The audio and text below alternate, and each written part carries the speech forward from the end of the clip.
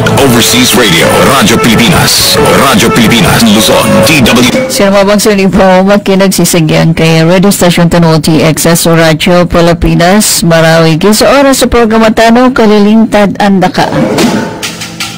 Alam mo rin man tuwad siya maat ikasiyaw si Sigyang kay ulan-ulan June Rago na 2023 minipantag mabo ko ika-20 si Sigyang kay ulan-ulan Azul Kada Rago na 1444 Hizra. Iuman sa bangsa ni si Bella Bishura live tano iman to si Sigyang kay official Facebook page tano Radyo Pilipinas Marawi. Inshallah di matiman to na kinagtano si Sigyang kay first part of programa tano kalilintad andaka yung tabangsa niyo pantagan Vice President si League of Municipalities of the Philippines skanya ni Municipal Mayor si Sigyang kay Nunungan Lanao del Norte si Honorable Marcos Mamay. Assalamualaikum. Waalaikumsalam. Yes po. Okay. So, ayan na po. So, nasa linya na po ang ating Vice President for the League of the Municipalities of the Philippines, si Honorable Marcos Mamay. Hello po. Sir, bati ka muna sa ating mga tagapakinig. Live po tayo sa ating programang Kalilintad Andaka. Okay. Assalamualaikum warahmatullahi taala wabarakatuh. Sa mga viewers at sa mga listeners po natin, magandang umaga po sa inyong lahat. This is Mayor Marcos Mamay po, National Vice President ng League of Municipalities of the Philippines. Okay po. Yes sir, so welcome back to the Philippines kasi bago lang po kayo galing sa foreign, may foreign trip po kayo. So sir, baka po pwede bigyan natin ng kunting what's this update yung foreign trip natin? Saan po tayo napunta at ano po ang purpose natin sa foreign trip natin, sir? Okay po, ma'am, no? It was June 2 to 4 po, no, 2023 when we were able to represent Philippines in China to discuss marine economy in the Philippines.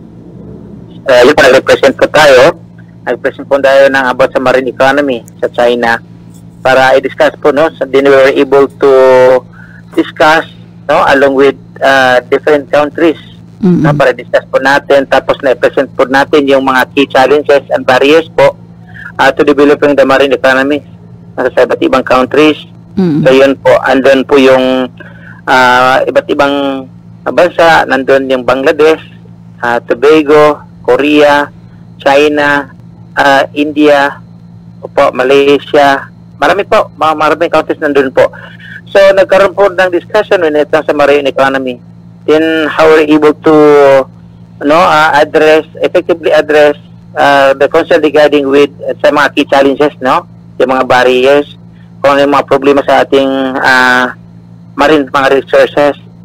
So tulad po, which include yung sa mga pollution, yung mga overfishing, yan po yung mga climate change, technological limitation, mga financial concerns, sa mga government issues. So yun po din-discuss po natin. So, pasalamat po tayo. We are lucky na isa po tayo napili doon na pag-discuss. Then, part of benchmarking din po kahit paano para magkaroon po tayo ng mga idea, information regarding with the marine economy with other countries so that para po ma-adapt natin kung ano po yung pwede natin i-adapt para sa Pilipinas. So, sir, itong marine economy and dual carbon strategy, no, sa China po ito ginanap. So, ano naman po ang pwede niyong mai-uwi, lalo na po dyan sa inyong municipality na Nunungan? Kasi alam natin, meron kayong maliit na lake dyan, sir, no? Oo nga po na. Isa din sa gusto kong linawin kasi actually, although kami po ay nasa interior, no, in fact, kami po yung the farthest municipality sa province ng Lanao del Norte. Okay. So, nag-represent po tayo ng coastal area, which is very ironic. But then, anyway, kunting kaalaman po natin, no? Malayo kayo sa, sa may dagat, di ba ba? Opo. Malayo po tayo sa dagat, tapos dapat yung mag-represent po yung mga nasa coastal areas. Correct. But this is our obligation being as a national figure po, no? Bilang isang Vice President ng League of Municipalities of the Philippines. So, trabaho po natin ito. So, kaya po ginawa natin na mag-represent po para may pakita po natin, no? May discuss po sa ibang countries kung anong pong meron tayo when it comes sa marine economy. So yun, din kahit paano din makarelate tayo knowing na as what you have been mentioned earlier regarding with yung sa mga lake natin. In fact, nalulungan kasi may 3 lakes. So, although na-discuss yung mga mangrove, sa atin naman wala. So, anyway, we represented the Philippines. So, yung ang scope po natin is broad siya. So, yun po ang di-discuss po natin doon. So, pwede rin kung ano man yung na-share nyo doon or narinig doon sa mga kasama nyo na representatives from other countries ay pwede rin may uwi natin, no? Sa Llano del Norte, lalo na po ano ito, sa dagat ito. Karamihan sa mga municipalities ay sa along the seashore, di po ba, sir?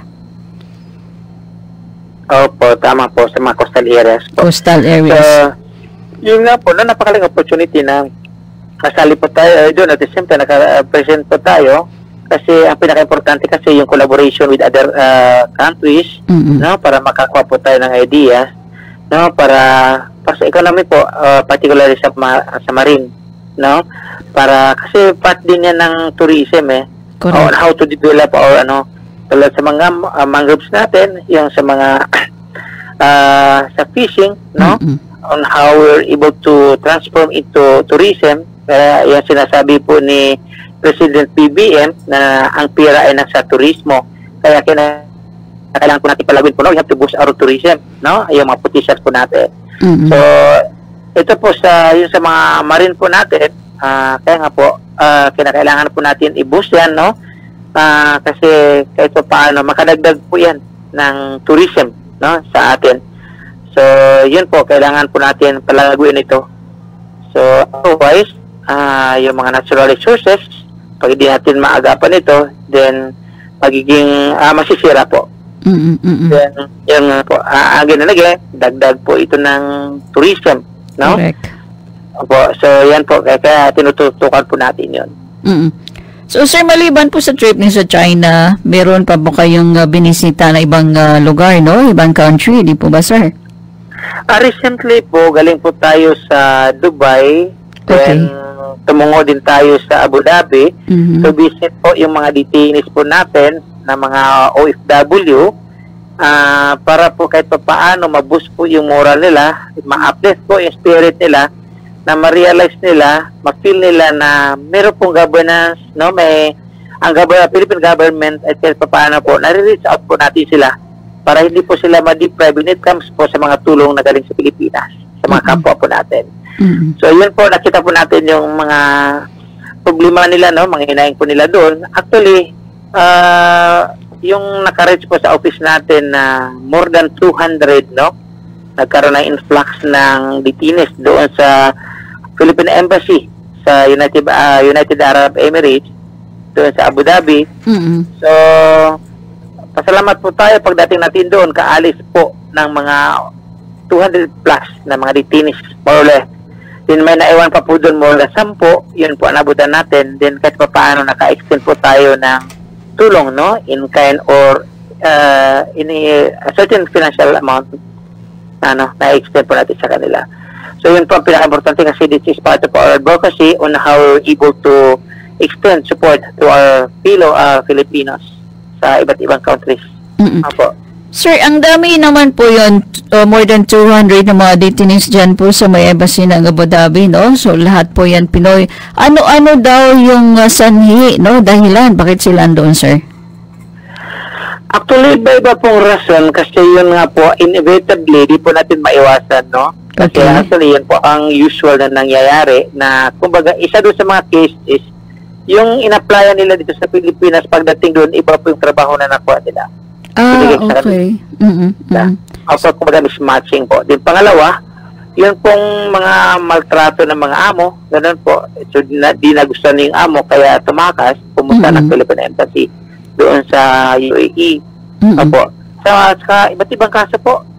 Opo. So, buti na lang nakauwi na, no? Wala na doon yung more than 200. So, ang naabutan nyo doon is yung 10 lang. Opo, kasi actually, parang na-consolidate po, no? Naipon po sila kasi mula po nung pandemic, no? Alam niyo na po, napakahigpit po. So, naipo sila, kaya talong dumadami po doon. Opo. Opo, yun po. Then, I would like to add, kasi pagpunta po natin ng Abu Dhabi, that is also, nagkaroon po tayo ng continuation ng shooting natin ng movie natin entitled Mamay, no? That is our life story, inspiring movie, along with Jerry Crabal at mga ibang cast. So, yun po. I would like to take this opportunity din, no, na panoorin po ninyo soon na yung movie po natin. Ginawa po natin ang movie na to para gawing inspiration po ang buhay natin, no, para kahit paano yung mga kabataan na hindi makapag-aral dahil sa kahirapan, sana wag po natin gawing hadlang, no, sa pagkamit ng ating mga pangarap sa buhay, yung pagiging mahirap, diskarte lang po yan. Kumbaga, poverty is not the hindrance to success. Correct. So, kailangan lang pagsusumikap lang po. So, yun po ang story po natin, from scratches to becoming a public servant, no?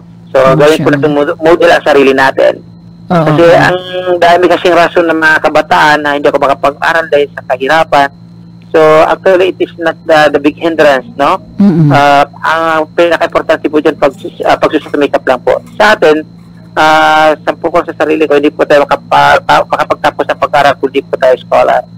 So, maging scholar po tayo, dahilan po yan sa pagsusumikap. Opo. So, panoorin po natin, kilikin po ninyo, no? Mamay, the movie, yung lead cast natin, si Aramina, at saka si Jerry Crabal, andun po si Victor Neri. Ayan, marami pa po, Julio Diaz, si TG Marquez, Ron Angeles, at saka marami pa po mga cast po natin. So, sir, kailan po natin pwedeng mapanood itong Mamay story, the movie? Okay, so last year sa Philippine Military Academy, po naging kaditi po tayo ng PMA, so isa po yan. So after noon, 1 day lang po yan, then editing na. So after editing, papalagay po natin na after 1 month, magkakaroon na po natin ng premiere night po sa iba't ibang probinsya po ng buong Pilipinas. So hopefully by July or August, magkakaroon na ng premiere nitong... Mga August po siguro. Kung hindi po kaya ng August, mga September, ganun. Basta within this year, bago matapos ang taon, mapapanood na po. So ano pala ito, sir, talagang mapupulutan ito ng aral, lalo na po yung ating mga kababayan, yung mga anak nila, maraming ayaw magklase nga kasi dahil sa kahirapan. So itong Mamay story, Mamay the movie, ay it's all about your life. So sir, ano lang po, kunti lang, sir, sino pala si Mayor Marcos Mamay before na naging siya, municipal mayor siya ng Nunungan, sir? Si Mayor Marcos Mamay po, galing po tayo sa mahirap, no? Naranasan po natin yung isang kain sa isang araw. Yun po, ganun po. Galing po tayo sa mahirap. Para may po yung mga parents natin, both tatay at nanay po. Puro po mga farmer, opo. Then, yun lang po, dahil po sa pagmusumita. Ito po, kami po, dalawa kasing ina. Kasi, dalawang asawa ng tatay ko. Nung namatay yung asawa ng tatay ko, nag-asawa siya, yung nanay ko ngayon. Bali, 10 sila sa una, pangalawa naman kami, 5. So, bali, 15 kami lahat. So, sa lahat po na yun, 15, ako lang po yung nakatapos dahil lang po sa kahirapan. So, nagsumikap lang po para makatapos. So, ayan, hindi natin akalain na magiging mayor na ang isang nagsumikap na mag-aaral noon. Hindi po ba, sir? Actually po, yes, tama po. Actually, di ko po in-expect na magiging politician po ako. Actually, it was the people who pushed me to enter into politics. Yan po. Kasi yung nga po, pinaka-importante dyan, nakita po siguro ng mga tao na hindi po tayo naging politician, no? May mga nagawa po tayo na mas higit pa siguro sa nagawa ng isang tumatayong politiko. So, yun ang pinaka-importante kasi gumawa tayo ng mabuti para sa mga tao, no? Sa mga mamamayan natin, para yun po ang magiging dahilan para po ma-push po tayo sa politics. Actually, actually, pwede naman po tayo makatulong bilang isang civilian lang po. But then, dun po rin din na-realize na tama din pala, mas okay din na nasa politics po tayo para kahit pa paano po maibigay po natin kung ano yung para sa mga tao ay ibigay po natin ng buo. At Correct. saka panungkulan po tayo ng genuine, totoong serbisyo para sa mga tao, sa mga constituent po natin. Yan po ang pinaka-importante. Napakasarap po sa pakiramdam na nakatulong po tayo sa mga kapwa natin. Kumbaga, it's better to give than to receive. Correct. Tama po kayo. Sir, nasabi niyo ang mga tao mismo ang nag-push sa'yo na mag-run bilang para maging municipal mayor ng Nunungan. So, hindi, ibig sabihin nun, sir, hindi kayo dumaan sa municipal councilor or sa barangay. So, diretso kayo mayor na, sir. Oo nga po, ma'am. Yun po din ang nakaano doon. Kasi di po tayo duman kahit iski man lang, dumiritso po tayo ng mayor. Siguro, yun po, siguro ang ano nila, parang in-small tayo. Then actually, di po natin in-expect na matatalo po natin yung seasoned politician who held the position for more than 30 years since martial law. So, 30 nanalo years? po tayo. So, actually, dahil po kay Allah subhanahu wa ta'ala. So, pinagkatiwala po namin ang lahat sa kanya. Kasi nauna po sa atin yung pananampalataya bilang isang member ng Dawah Tabligh, no?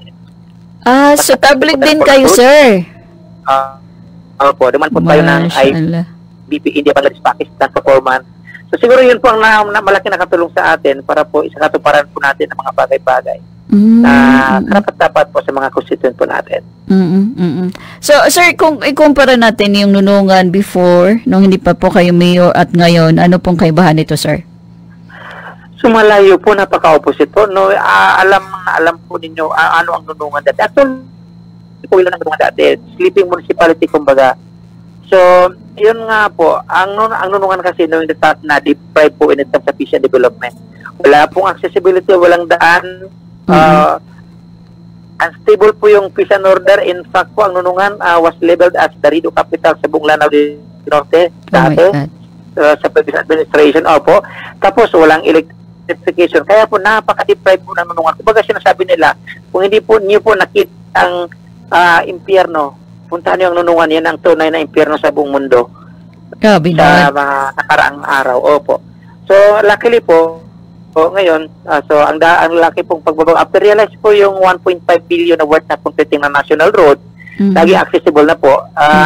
Then, almost crime-free na po ang Nunungan ngayon after realizing, after po masita natin mga family feud. Then, pangatlo, yan, ongoing na ngayon ang electrification wherein after 1 month or 2 months, matatapos na po yung installation ng electrification. Kasi yan po ang plano natin, no? Promise po natin sa mga tao, mga constituent natin na bago po matapos yung termino natin ay fully established na po lahat ng mga basic na necessities, no? Mga kakailanganin po sa municipality ng Nunungan. So nagkakatotoo na po. So maraming salamat po sa mga tulong ng mga national agencies, pati sa President po, down sa baba, mga senators, nag-extend po ng tulong sa binaha po ng mga support, no? Ang Nunungan. So, by the way po, ma'am, I would like to take this opportunity na na-invite ang lahat kasi upcoming na po, yung June 28 po, magkakaroon tayo ng official declaration ng Mount Inayawan Range National Park as a CN Heritage. So, kasapi po tayo sa 10 Asian countries, ang Municipality of Nunungan. Yeah, so that will be on June 28, no? Manood po, pumunta po. June 28, itong Inayawan, no? Inayawan. So congratulations. So, grabe, no? Ang dami ng mga dyan, mga pero sir, ang Nunungan, ito yung may malaking land area sa lahat na munisipalidad sa Lanao del Norte. Yes. So, ang Nunungan po ang may pinakamalawak na lupain sa buong Lanao del Norte. Almost 4,000 hectares. Opo. Then, bisitahin po niyo ng Nunungan. Actually, napaka-potential po in it comes sa ecotourism. In fact, I would like to reiterate, no? Regarding with the potential ng Nunungan, meron po tayong 3 lakes, meron po tayong 4 na waterfalls, meron din po tayong 5 caves. Din yung pinaka-famous po, yung wild berries po natin na hopefully magiging wild berries capital po tayo sa buong Pilipinas. Wow. So, nag-establish po tayo ngayon ng strawberry farm. Din magkakaroon din tayo ng grapes. Nagtatanim po tayo ng grapes, may plantation at saka dragon fruit. So marami po okay. makikita ninyo sa Nunungan. Hopefully soon, pagkakaroon po ng mga maraming maganda na tanawin sa Nunungan. Tapos sir, yung tatlong lawa natin dyan, yung tatlong lake natin dyan, parang may ano dyan, may ano yung nilagay nyo na para dinadayo, binibisita ng ating mga friends from ang other... malaking lake po natin, ma'am, meron po tayong mga rides doon, non-motorized po. Mhm. Then mayroon tayong mga floating cottages and restaurants. Wow. Then naglagay tayo ng mga infrastructure building doon. Nagbigay po si Senator Bongo, Senator Zubiri, nagbigay po si Provincial Governor Angging Quebran sa Dimapuro ng Turugan. Then doon po magkakaroon ng event, yung sa ASEAN Heritage po. So darating po yung mga ibang countries sa Asia. Tapos invited yung President down to senators, mga national and agencies para dayuhin po ang Nunungan para mag-witness po, no? I-release po nila yung official declaration ng Mount Inayawan Range National Park as ASEAN Heritage. So ito yung pang-10th na ni-recognize ng ASEAN Heritage Park sa ating bansa. Tama po. Kasama ang Mount Apo Natural Park sa Cotabato Province, Mount Makiling. So ngayon meron na kayo dyan sa Nunungan, sa Lanao del Norte. Oo nga po, napakalaking opportunity po na magkaroon tayo ng ganito. Knowing na ang Nunungan kasi, kaya po na-approve yan kasi malawak po. Tayo po ay may pinakamalawak na foreign land dito sa Lanao del Norte at saka napakataas po din na Mount Inayawan. Yes, oo. Opo, Tapos naman po ito paano, so kaya green na green po. Tapos ang Lake Nunungan din, sir, no? Ang Lake Nunungan kasama sa UNESCO, ASEAN UNESCO Heritage 10 Wonders, do? Grabe. Thank you po, thank you. Oo. So, nga po napakalaking opportunity po nakilala po not just in the Philippines but buong mundo through social media. So, in a span of how many years niyo nagawa ito, sir? Na-achieve? Actually, sa first term ko lang sa 3 terms, 3 years, andun na almost andun na. So ngayon, sinusustain na lang natin kung anong meron dyan sa Nunungan. So sana all gaya ng Nunungan, no? Grabe. Oo nga po, no? Pasalamat din tayo sa mga sa national government na lagi po nandyan para tumulong. So nakita po nila tayo, knowing ang Nunungan kasi, dati sleeping po, natutulog ang Nunungan. So ngayon, gumising na po. So kahit pa paano, nasilayan po, nakita po nila kung anong meron sa Nunungan na yun. Sir, ano naman pang suporta sa atin ng provincial government? Siyempre, pinagmamalaki nila ang Nunungan ngayon, di ba? Okay, that is why I would like to take this opportunity na pasalamatan ng provincial government natin, kay Governor Dimapuro, sa dalawang congressman, kay Congresswoman Amina Dimapuro at sa kay Kali Dimapuro, and of course, sa ating former Congressman Abdullah Babi Dimapuro, kasi siya po yung naging dahilan kung ba't na-approve po ang Mount Inayawan Range National Park as ASEAN Heritage. Dahil siya po yung nag-initiate nun. Initiative po niya para ma-declare po ito, kaya na-approve. So, napaka-visionary po kasi ni dating Congressman Abdullah Dimapuro. So, maraming salamat po sa tulong nila. Ano po sa national government kasi hindi po mangyaring lahat kung wala po ang national government. Yes po. And then, ang ating mga senators, sinusuportahan kayo, sir. Sina Sir Bongo. Mga kumpari, mga kaibigan sa Senate, no? Senator Bongo, Senator Robin Padilla, Senator Bato. Ang dami po nila. Senator Zubiri. Okay, mga kumpare po natin yan kasi ninong ng mga anak ko. So, maraming salamat sa tulong nila sa mga national agencies, no? Sa mga secretaries na mga upper class ko din sa Philippine Military Academy, sila po palaki na itulong sa akin. Kasi iba po kasi pagkasama natin sa PMA, correct, kasi isang team po yan. So, naging accessible po tayo kasi kaya po mabilis yung mga support nila. Sir, yung kumusta yung natin, sir, yung market natin dyan, sir? When sa market na may establish po tayo na public market, so yan po, inaayos po namin ngayon kung saan pong area ilalagay kasi kailangan po, hanapan natin yung mga strategic location para po dyan. Kasi kailangan po naka-arrange po lahat. Kasi pangit po tingnan kung saan lang itatayo yung mga building. So ngayon, meron kayong temporary market? Ako po, yes. Then ngayon, mayroon po tayong new government center, no? Na new government center. Na po kasi may magkakaroon ng ilaw. Then along with that, magkakaroon din ng landscaping, no? Ilalaskip natin, napakaganda po, mag-ilaw po yan ng gabi. So yun. Then magkakaroon tayo ng sports center.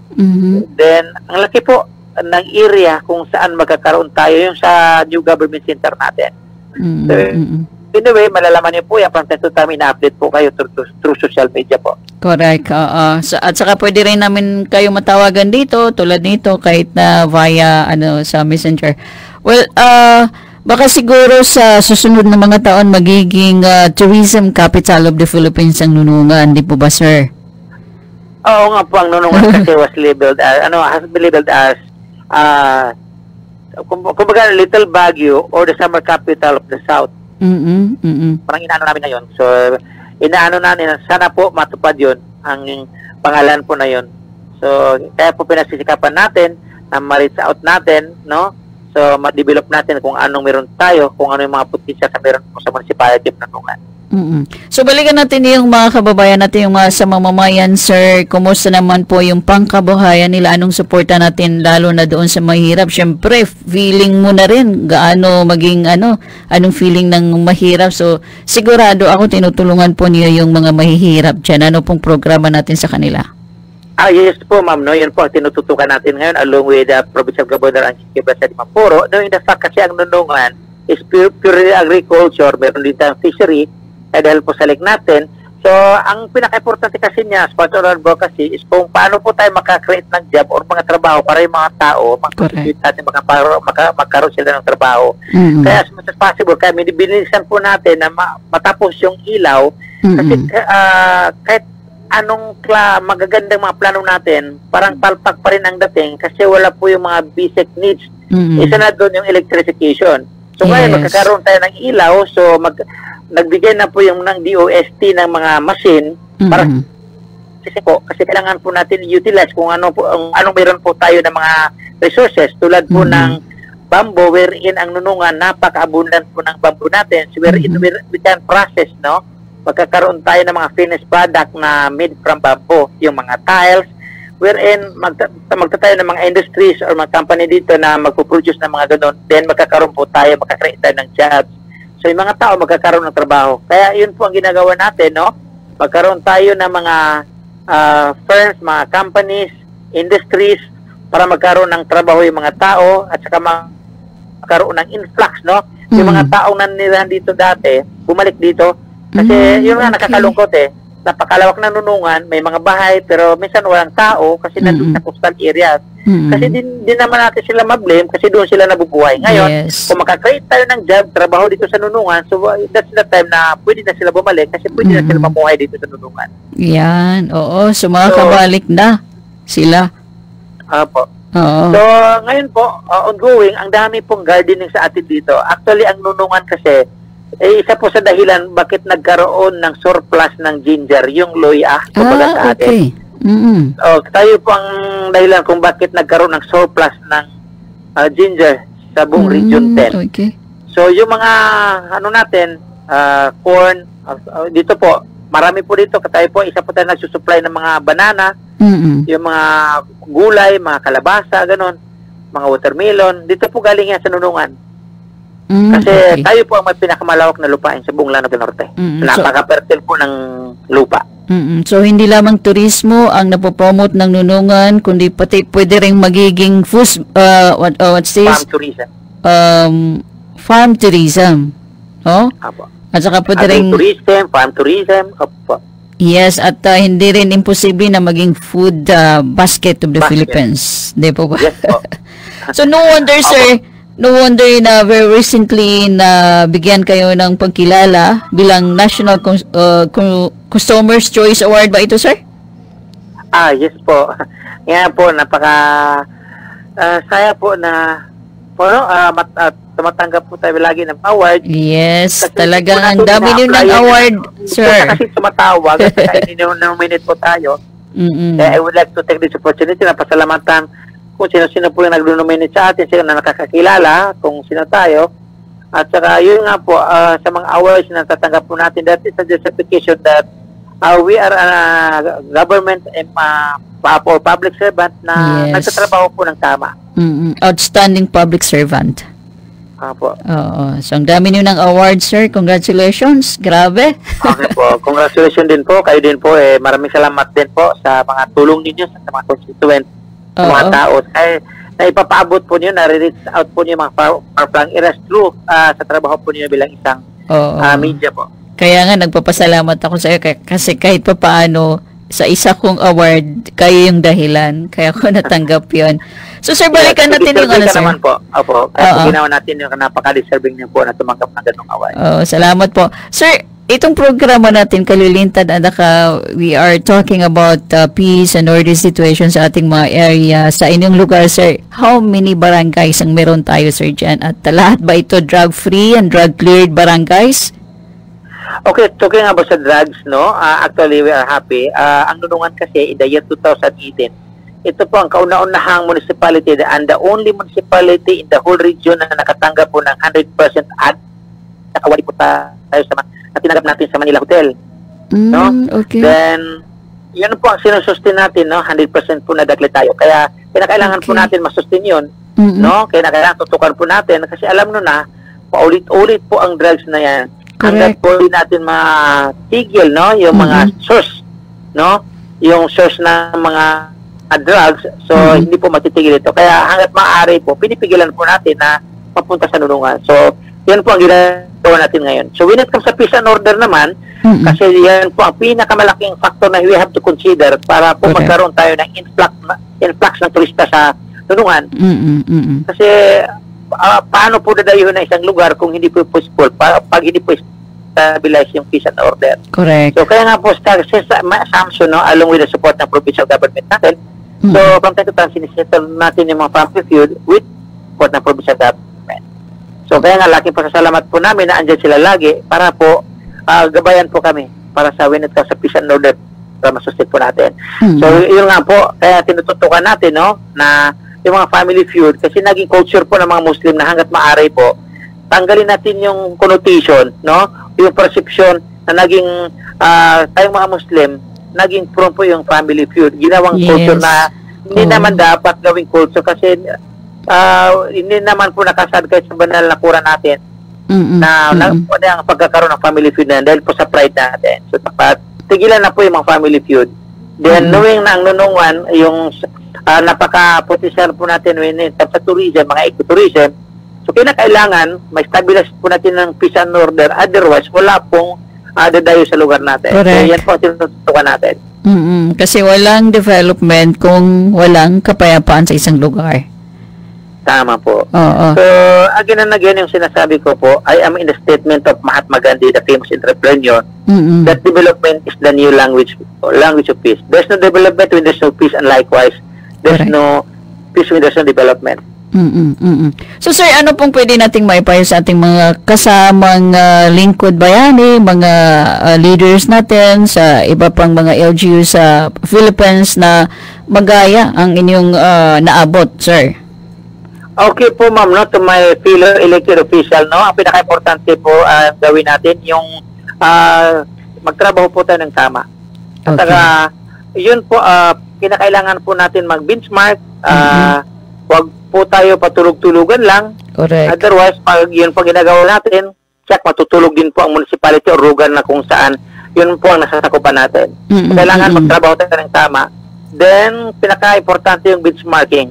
Yung linkages, kailangan may mga connection tayo. Otherwise, mahirapan po tayo magkaroon ng development sa lugar natin. Kasi numan yan siya na ilan. Kung magaling tayo, pwede tumayo ng sarili lang natin. Kailangan natin mga kapwa natin. So, kailangan magtulungan doon. Sabi ng texter, sir, congratulations daw. Siguro, sabi niya, siguro approach mo si Sir Mayor mamay kahit natulog pwede ang gisingin pag may problema sa area niya. Totoo ba daw ito, sir? Opo, 24/7 po tayo. Bilang isang elected official, yun po, ang obligation po natin. 24/7 tayo, then handa pong tumulong sa lahat ng mga nangangailangan hanggat kaya po natin. Yan, oo. So, dapat lang pag public servant ka anytime, pwedeng lumapit sa inyong mga tauhan. Tama po. At your service po, 24/7. So, sir, sino daw ini-expect na bisita sa June 28? So, actually, ang nag-facilitate po niyan ang buong province po kasi knowing na that is ASEAN heritage, this is not just a pride of Nunungan, this is not just a pride of the province of Lanao del Norte, but po Pilipinas po. So, ang mag-facilitate po niyan, ang buong province po. So, sa kay governor po yan, yung invitation sa kanila po. So, when it comes sa nag-confirm po ng attendance nila, no? So, I have no exact idea po. So, kailangan po tanungin po ng province kung sino-sino po yung nag-confirm po na pumunta dito. Basta ang alam ko niyan, buong Asia, no? At saka President, Vice President, Senators, the national and agencies ay invited po. Wow, isang dami niyong bisita. Well, anyway, congratulations, sir. So, baka po may gusto ko pang sabihin sa ating mga kababayan nakikinig ngayon. Any further announcement at baka may gusto kang pasalamatan o batiin and then yung parting words natin. Okay, una sa lahat, no, maraming salamat po, ma'am, sa station ninyo. Sa opportunity to na makapanayan po ninyo para kahit pa paano ma-air po natin kung ano yung mga concern natin. Yes. Sa inyo po, ma'am, sa mga team po ninyo, maraming salamat po. Then, again and again, I would like to take this opportunity na pasalamatan ang provincial government, kay Governor Angking Quibala sa Dimapuro, sa dalawang congressman, at saka sa kay former Congressman Abdul Babi Dimapuro. Sa lahat po, no, mga provincial leaders, no, sa mga constituent ko, po, sa mga SB members, sa Vice Mayor, sa mga barangay officials, sa lahat po, sa mga constituent ko po, maraming salamat kasi andyan po kayo palagi na sumuporta po. So, yun nga po, ang sinasabi ko sa kanila kasi lagi po ako nawawala kasi knowing na yung position po natin na naging national tayo at Vice President. So, palagi po ako nawawala sa lugar. So, sabi ko, huwag niyo pabayaan ang lugar natin. Kahit wala ko, nagtatrabaho pa rin tayo. Na andito yung social media para po yung frequent na communication natin, yung constant na communication natin. So, yun nga po, nagawa po nila kung ano yung trabaho nila kahit wala ko. So anyway, hindi naman ibig sabihin na iiwan natin yung lugar. Ang sa atin lang, pasulpo-sulpo, gano'n. So from time to time, monitor pa rin natin. So yun po, laki pa salamat po sa mga constituent ko kasi napaka-cooperative po nila, supportive po nila. So yun po ang kinakailangan, yun lagi ko po sinasabi, without the cooperation of my constituent, then everything will turn futile. Wala po mangyayari. Kaya nandyan po sila palagi. So maraming salamat po. Okay. So maraming salamat, Sir Marcos Mamay. Thank you so much. Thank you, ma'am. Thank you din po. Okay.